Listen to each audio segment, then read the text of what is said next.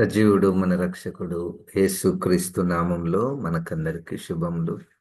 దేవుడు మనల్ని ప్రేమించి ఉచితంగా నూతన దినాన్ని అనుగ్రహించాడు. దేవునికి వందనాలు. దేవుని యొక్క మాటలు మన హృదయంలో రాయబడును గాక. ఆ మాటలను ప్రకారము మనము నూతన జన్మ కలిగి, ఆ మాటలు ఆత్మ అయి ఉన్నవాడు వాక్యము యేసుక్రీస్తు ఆత్మ ఖడ్గము మనల్ని క్రీస్తు రూపంలోనికి మార్చే శక్తి కలిగినటువంటి మాటలు. 36వ కీర్తన దావీదు గారు రాసినటువంటి 36వ కీర్తన 6వ వచనం. నీ నీతి దేవుని పర్వతములతో సమానము, నీ న్యాయ విధులు మహాగాధములు. యెహోవా, నరులను జంతువులను రక్షించువాడవు నీవే. ఇక్కడ మొదటి 4 వచనాలు మనము భక్తిహీనులను గూర్చినటువంటి విషయాలు చదువుకున్నాము, ధ్యానం చేశాము. 5 నుండి 10 వచనాల వరకు దేవుని గూర్చినటువంటి విషయాలు రాయబడ్డాయి. దేవుడు ఎటువంటి వాడు, ఎట్టి కార్యములు చేయువాడు, దేవుని గూర్చినటువంటి జ్ఞానము మనకు వాక్యములో బయలుపరచబడుతుంది. దేవునికి స్తోత్రం. కాబట్టి మనము దేవుని గూర్చి తెలుసుకొనుట, నీ దేవుడైన యెహోవాను గూర్చి తెలుసుకొనుము. ఆయన మనస్సు, ఆయన ప్రణాళికలు, ఆయన ఉద్దేశములు, ఆయన ఏమై ఉన్నాడో అది మనకు బయలుపరచబడింది వాక్యము ద్వారా. బయలుపరచబడనటువంటి విషయాలు ఎన్నో ఉండవచ్చు. మనకైతే విస్తారముగా దేవుని గూర్చినటువంటి జ్ఞానము బయలుపరచబడినది. అట్టి జ్ఞానములో ఒక విషయం ఇక్కడ, నీ నీతి. నీ నీతి ఎవరి నీతి? యెహోవా నీతి, దేవుని నీతి, యేసుక్రీస్తు యొక్క నీతి దేవుని పర్వతములతో సమానము. అంటే ఒక దేవుని యొక్క నీతి, దాన్ని మరలా దేవుని పర్వతములతో సమానము అంటే ఒక అలంకార భాషలో దాని యొక్క గొప్పతనాన్ని తెలియచేయుటకు, నీ దేవుని యొక్క నీతి గొప్పతనాన్ని తెలియచేయుటకు వాడబడినటువంటి మాటలు దేవుని పర్వతములతో సమానం. దేవుని పర్వతములు అనగా అది దేవుడు నివసించే స్థలం, మరియు అవి చాలా బలమైనటువంటి పర్వతములు. మరియు ఆ దేవుని పర్వతము అన్న మాటలో ఇంకా ఏమున్నదంటే, అది శాశ్వతమైనటువంటిది. దేవుని పర్వతము మరలా అది పరిశుద్ధమైనటువంటిది. నేను చెప్పే మాటలన్నీ కూడా వాక్యపు వెలుగులోనే నేను చెప్పుచున్నాను. తన్ను తాను అనేక సార్లు ప్రత్యక్షపరుచుకున్నప్పుడు, మీరు దేవుని పర్వతము దగ్గరికి రండి, కానీ దానిని మీరు సమీపించకూడదు. సమీపించరాని మహిమతో నిండి ఉన్నది ఆయన యొక్క నీతి. ఈ నీతి అన్నటువంటి పదానికి 2 రకాల అర్థాలను మనము వాక్యపు వెలుగులో చూడవచ్చు. దేవుని నీతి అంటే దేవుడు ప్రపంచములను పరిపాలించేటటువంటి ఒక గొప్ప ప్రణాళిక. ఇప్పుడు మనము రాజ్యాంగం అంటాం కదా, మన దేశాన్ని పరిపాలించడానికి మనం ఒక రాజ్యాంగాన్ని ఏర్పాటు చేసుకుని మనకు ఒకటి ఉన్నది. అట్లే దేవుడు కూడా ఈ ప్రపంచములను, విశ్వమును పరిపాలిస్తాడు. ఎలాగు అంటే తన నీతిని అనుసరించి ఆయన పరిపాలిస్తాడు. దేవునికి స్తోత్రం. అట్టి దేవుని నీతి అది మహిమతో నిండి ఉన్నటువంటిది, అట్టి దేవుని నీతి పరిశుద్ధమైనటువంటిది. అట్టి దేవుని నీతి కదలింపబడినటువంటిది. అట్టి దేవుని నీతి శాశ్వతమైనటువంటిది. దేవునికి స్తోత్రం. అంటే దేవుడు ఎంత గొప్పవాడో ఈ మాటలో మనకు కనపడుచున్నది. అది మొదటి అర్థము, నీతి, దేవుని నీతి. రెండవ అర్థము, దేవుని యొక్క నీతి అంటే యేసుక్రీస్తు. యేసుక్రీస్తు దేవుని యొక్క నీతి అయి ఉన్నాడు. ఆయన ఇప్పుడు మనకు సంబంధించిన మాట ఏంటి అంటే, దేవుడు యేసుక్రీస్తు యొక్క నీతిని మనకు ఆపాదించుట. దేవునికి స్తోత్రం. ఇది అసలైనటువంటి ఉద్దేశం. ఇప్పుడు మనం క్రైస్తవులముగా మనం ఈ మాటలు ధ్యానించడానికి గల కారణం ఏంటంటే, దేవుడు అంటున్నాడు, నేను మిమ్ములను నీతిమంతులుగా చేస్తాను. ఎట్లా నీతిమంతులుగా చేస్తాడు? ఉచితముగా యేసుక్రీస్తుకున్నటువంటి నీతిని విశ్వాసము ద్వారా మనకు అనుగ్రహించుట. మనకు అనుగ్రహించుట. దేవుని యొక్క నీతిని గూర్చినటువంటి అద్భుతమైనటువంటి మాటలను మనము గమనిస్తే, రోమా పత్రికలో 1వ అధ్యాయములో 17వ వాక్యము. రోమా పత్రిక 1వ అధ్యాయము 17వ వచనము. ఎందుకని నా నీతిమంతుడు విశ్వాసమూలముగా జీవించునని వ్రాయబడిన ప్రకారము విశ్వాసమూలముగా అంతకంతకు విశ్వాసము కలుగునట్లు దేవుని నీతి దానియందు బయలుపరచబడుచున్నది. దేవుని నీతి దానియందు, విశ్వాసమునందు బయలుపరచబడుచున్నది. దేవుని యొక్క నీతి మనకు ఆపాదించబడుచున్నది. క్రీస్తు యేసు నా కొరకు రక్తము కార్చాడు, క్రీస్తు యేసు నా కొరకు ప్రాణం పెట్టాడు అన్న దాని మీద మనకున్నటువంటి విశ్వాసమును బట్టి దేవుని నీతి మన మీదికి అది బయలుపరచబడుచున్నది. ఇది ఉచితముగా దేవుడు అనేకులను నీతిమంతులుగా చేయుచున్నాడు. అనేకులను నీతిమంతులుగా దేవుడే చేస్తున్నాడు. దేవుని నీతి ధర్మశాస్త్ర సంబంధమైనటువంటి క్రియలను అనుసరించుట ద్వారా ఏ మనుష్యుడు కూడా నీతిమంతుడుగా తీర్చబడడు. దేవుడు నీతి అయి ఉన్నాడు. దేవుడు నీతి అయి ఉన్నాడు. తన చేయు పనులన్నీ కూడా నీతి కార్యములు. దానిని మనము సందేహించుటకు గాని ప్రశ్నించుటకు గాని మనకు వీలు లేదు. రండి, యిర్మీయా గ్రంథములో 23వ అధ్యాయము. యిర్మీయా గ్రంథము 23వ అధ్యాయములో 5, 6 వచనాలు. యిర్మీయా గ్రంథము 23వ అధ్యాయము 5, 6 వచనాలు. యెహోవా ఇలాగు ఆజ్ఞ ఇచ్చుచున్నాడు, రాబోవు దినములలో నేను దావీదునకు నీతి చిగురును పుట్టించెదను, అతడు రాజై పరిపాలన చేయును, అతడు వివేకముగా నడుచుకొనుచు కార్యము జరిగించును, భూమి మీద నీతి న్యాయములను జరిగించును. ఇక్కడ దేవుడు నీతి అయి ఉన్నాడు. ఆ దేవుడే ఒక ప్రవచనము, క్రీస్తును గూర్చినటువంటి ప్రవచనము, దావీదుకు నేను నీతి చిగురును పుట్టించెదను. అంటే దావీదు సంతానములో మత్తయి సువార్త 1వ అధ్యాయము 1వ వచనములో అబ్రహాము కుమారుడును దావీదు కుమారుడునైన క్రీస్తు యేసుక్రీస్తు వంశావళి. దావీదు కుమారుడు. దావీదునకు దావీదు తరములో, దావీదు వంశావళిలో రాబోతున్నటువంటి ఆరక్షకుడు నీతి.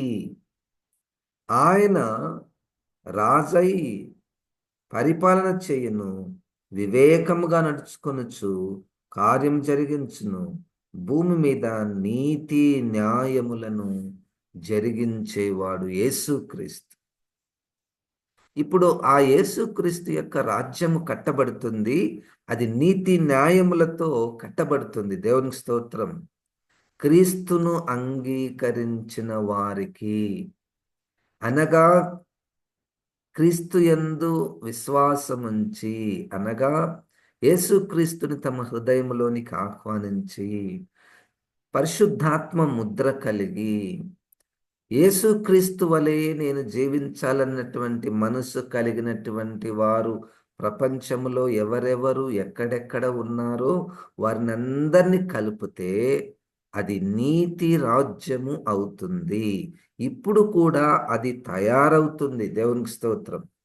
మరి ఆ రాజ్యములో మనం ఉన్నామా? దేవుని రాజ్యము కట్టబడుతుంది. దేవుని ఇల్లు కట్టబడుతుంది. సజీవ రాళ్ళ వలె దేవుని యొక్క ఆలయము కట్టబడుతుంది. మరి దానిలో మనము ఉన్నామా లేదా అని ఎలాగ పరీక్ష చేసుకొనగలము అంటే, మనలో నీతి అన్నటువంటిది ఉంటుంది. దేవునికి స్తోత్రం.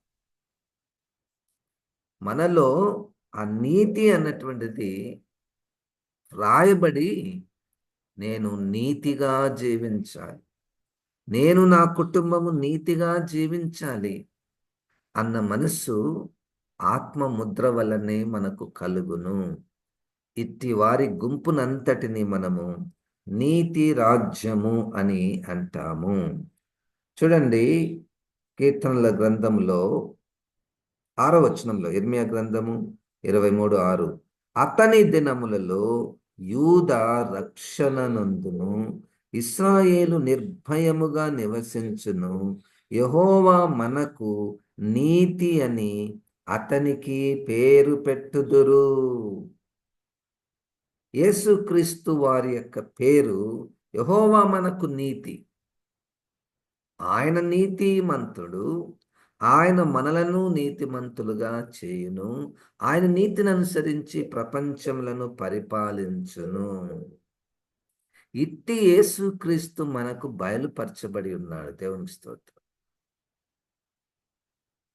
నీతిమంతుడైనటువంటి యేసుక్రీస్తు మనకు బయలుపరచబడ్డాడు. మన కొరకు వచ్చాడు. ఎందుకు వచ్చాడు? మనలను ఉచితముగా నీతిమంతులుగా చేయుటకు. దేవునికి స్తోత్రం. అది గొప్ప కార్యం. చూడండి, 97వ కీర్తనలో, కీర్తనల గ్రంథము 97లో 2వ వచనము,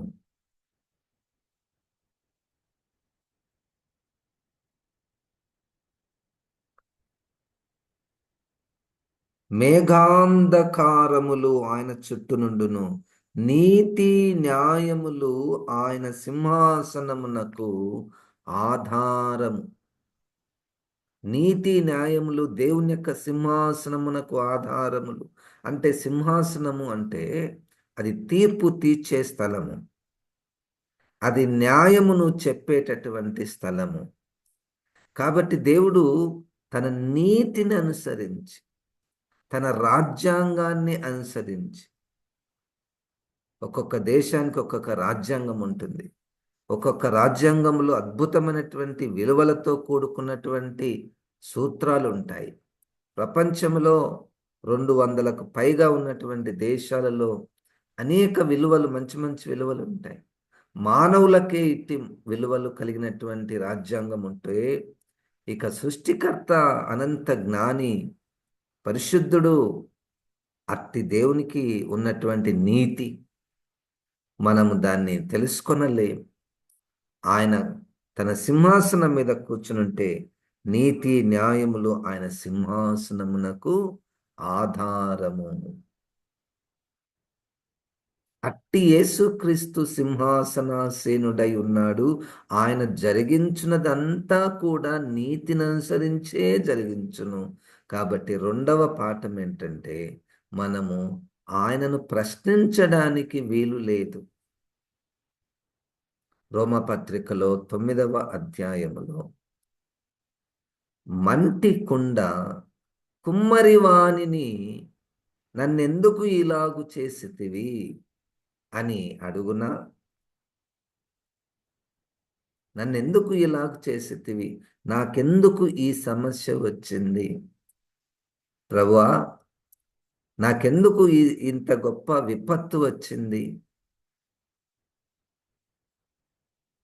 కాబట్టి ఆయన జరిగించినదంతయు నీతి అన్నటువంటిది అది పర్మనెంట్. ఇంకా అది పర్మనెంట్. ఏదైనా లోపం ఉందా అంటే అది మన నుండియే ఉండవచ్చు కానీ దేవుని నుండి అన్యాయము కానీ దేవుని నుండి అన్యాయపు తీర్పు వచ్చే అవకాశము లేదు. అదే అధ్యాయంలో 6వ వాక్యము, ఆకాశము ఆయన నీతిని తెలియచేయుచున్నది, సమస్త జనములకు ఆయన మహిమ కనబడుచున్నది.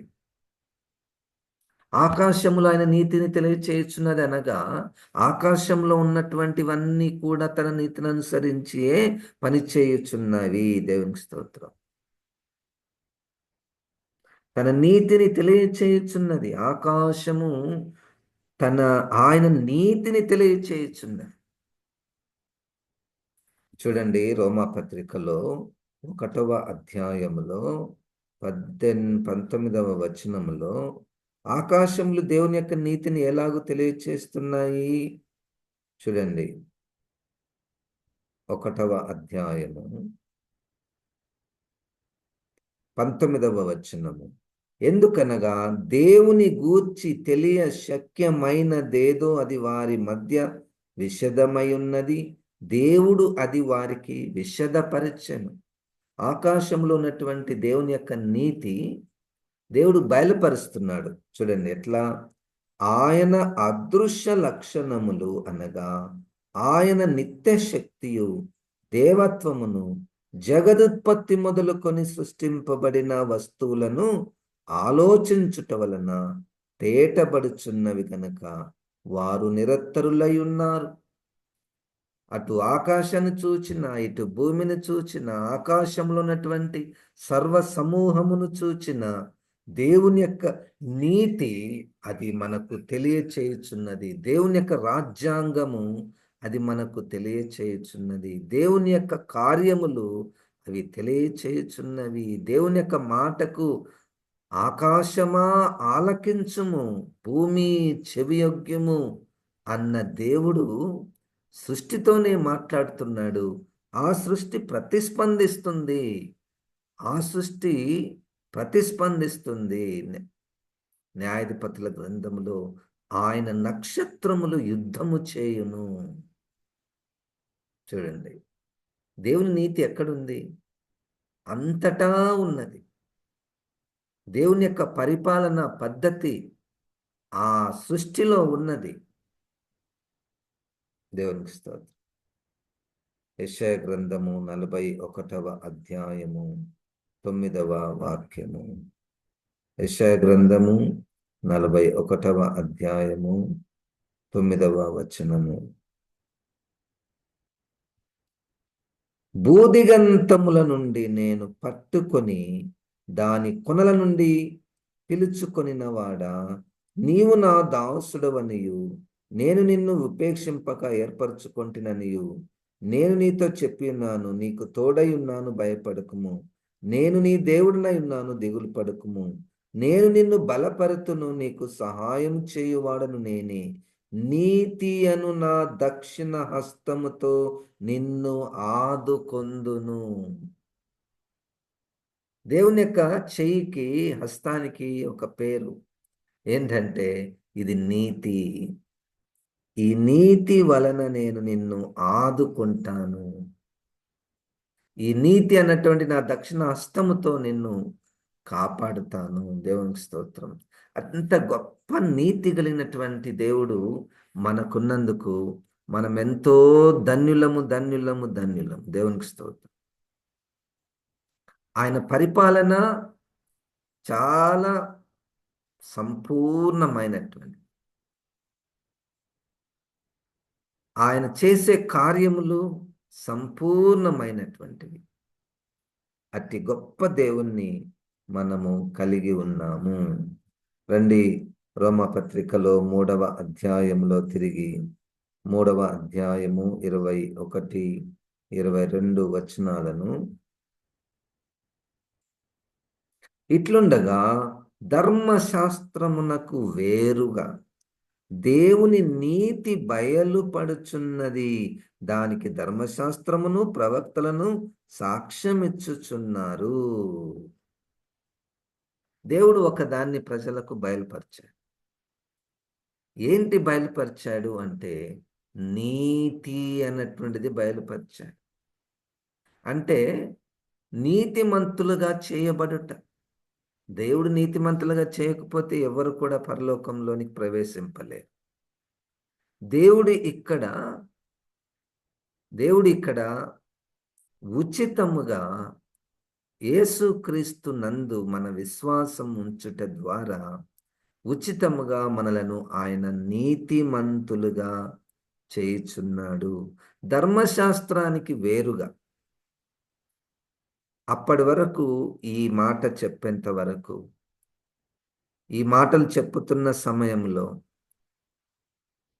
యూదులు వారి యొక్క ధర్మశాస్త్రమును అనుసరించుట ద్వారా కొన్ని శుద్ధీకరణాచారాలు, కొన్ని పండుగలు ఆచరించుట ద్వారా, కొన్ని ఆ సెరమనీస్ని ఆచరించుట ద్వారా, సున్నతి చేసుకొనుట ద్వారా, అబ్రహాము సంతానంలో ఏదో ఒక గోత్రంలో ఉండుట ద్వారా మేము నీతిమంతులము అని అనుకొనుచున్నారు. అయితే ధర్మశాస్త్రం వలన ఏ నరుడును కూడా నీతిమంతుడుగా తీర్చబడడు. ధర్మశాస్త్రం అనుసరించుట ద్వారా. కానీ యేసుక్రీస్తునందలి నెక్స్ట్ వచనం 22వ వచనంలో అది యేసుక్రీస్తునందలి విశ్వాస మూలమైనదై నమ్ము వారందరికీ కలుగు దేవుని నీతి అయ్యున్నది. నమ్ము వారందరికీ కలిగేటటువంటిది దేవుని యొక్క నీతి అయ్యున్నది. ఏ భేదమును లేదు. అందరూ పాపం చేసి దేవుడు అనుగ్రహించు మహిమను పొందలేకపోతున్నారు. అది మన స్థితి. అందరూ పాపం చేసి ఉన్నారు. ధర్మశాస్త్రాన్ని అనుసరించువారు, భక్తి కలిగినటువంటి వారు, మేము దేవుని ఎరిగి ఉన్నామని అనుకునేటటువంటి వారందరూ కూడా పాపము చేసి దేవుడు అనుగ్రహించి మహిమను పొందలేకపోతున్నారు. కాబట్టి నమ్మువారు ఆయన కృపచేతనే క్రీస్తు యేసునందలి విమోచనము ద్వారా ఉచితముగా నీతిమంతులని తీర్చబడుచున్నారు. దేవుడు ఎంత నీతిమంతుడు, ఎంత గొప్ప దేవుడు, ఎంత ఆయన బలమైనటువంటి నీతి. అది దేవుని పర్వతాలతో పోల్చబడినటువంటి నీతి. ఆ నీతిమంతుడైనటువంటి యేసుక్రీస్తు మనల్ని ఉచితముగా నీతిమంతులుగా చేయుట. నీతిమంతులుగా చేసిన తర్వాత పరిశుద్ధపరచుట. తన ఆత్మ ద్వారా దినదినము మనల్ని పరిశుద్ధపరచుట. ఆ పరిశుద్ధపరచబడిన తర్వాత మనల్ని ఆయన మహిమపరుచుట. ఇది క్రమము. నీతిమంతులుగా చేయుట, పరిశుద్ధపరచుట, మహిమపరుచుట. దేవునికి స్తోత్రం. కాబట్టి దేవుని యొక్క నీతి దావీదు గారికి ఇంకా బాగా తెలుసు. దావీదు గారికి ఉన్నటువంటి ప్రత్యక్షతలలో దేవుని యొక్క నీతి దేవుని పర్వతములతో సమానమైనటువంటిది. దేవుని పర్వతములతో అనగా అంత బలమైనటువంటి నీతి. ఆ బలములో, ఆ పర్వతములలో గొప్ప జ్ఞానమున్నది. ఒక సూర్యుడిని సృష్టించాలంటే ఎంత జ్ఞానం ఉండాలి? ఒక సూర్యుడిని. మరి విశ్వంలో సూర్యులు లాంటి గ్రహాలు ఎన్నున్నాయో, వాటినన్నిటిని సృష్టించగలిగినటువంటి ఆ రాజ్యాంగము, ఆ పద్ధతి, అది దేవుని యొద్ద ఉన్నది. ఆకాశములు, నక్షత్రములు, భూమి, చంద్రుడు, ఇట్లా భూ సృష్టిలో ఉన్నటువంటి వాటినన్నిటినీ ఆయన సృష్టించాడు. ఆ నీతిలో జ్ఞానం ఉన్నది, ఆ నీతిలో మహిమ ఉన్నది, ఆ నీతిలో పరిశుద్ధత ఉన్నది, ఆ నీతిలో పరిశుద్ధత ఉన్నది. అంత గొప్ప నీతి కలిగినటువంటి దేవుడు మనలను, ఈ లోకంలో పడిపోయినటువంటి మానవ జాతిని, అనగా పాపులను, ఉచితముగా ఆయన క్రీస్తు యేసునందలి విశ్వాసము ద్వారా నీతిమంతులుగా చేయుచున్నాడు. దేవునికి స్తోత్రం. 2 కొరింథీ 5వ అధ్యాయములో చివరి వచనంలో 21వ వచనంలో, ఎందుకనగా మనమాయన యందు దేవుని నీతి అగునట్లు పాపమెరుగని ఆయనను మన కోసము పాపముగా చేసెను. మనమే దేవుని నీతి అంట. మనమే దేవుని నీతి అంటే ఇక్కడ దేవుని రాజ్యము.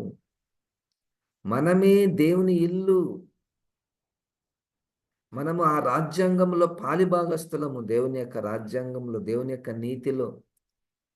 ఎందుకు, ఎట్లా జరిగింది అది అంటే, పాపమెరుగని యేసుక్రీస్తును మన కొరకు పాపముగా చేసి మనల్ని అంత గొప్పగా ఆయన నీతి రాజ్యములో మనల్ని పాలిభాగస్తులుగా చేశాడు.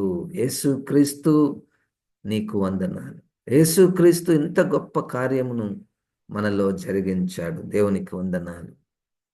ప్రార్థన చేసుకుందాం.